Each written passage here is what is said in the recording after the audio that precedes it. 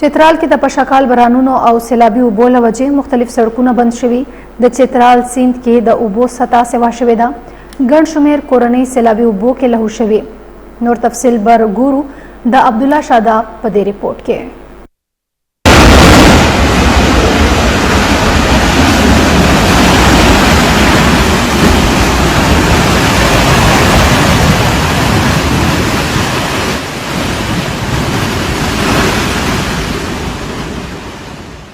په خیبر پښتونخوا کې د روان بارانونو له وجې چترال هم شدید متاثره شوی دی.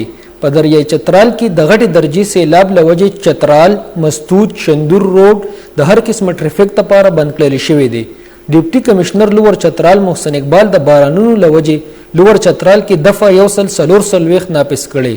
هغوی زیاته کړې ده چې خلاف ورزۍ په صورت کې به سخته کاروایی کولی شي. په چترال کې د روان بارانونو له وجې د کاري په مقام چترال، مستود، شندور روډ د هر قسمه ټریفک لپاره بند شوی دی. د پل د نشوالي له وجې عوام د سخت تکلیف سره مخ شوي دي.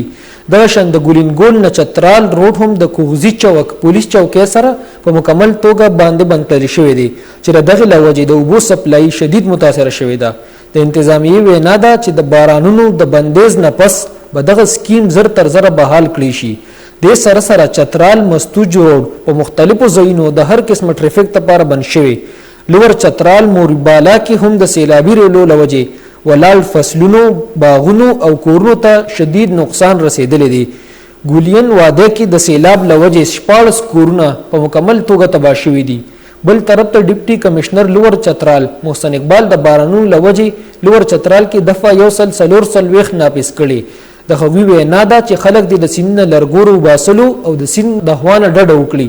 خلاف ورزۍ کولو پسې به سخته کاروایی کیږي. بلخوا چترال کې د ګلیشیر ماتېدو اندېښنه ده. NDMA په دې اړه خبرداري جاری کړې.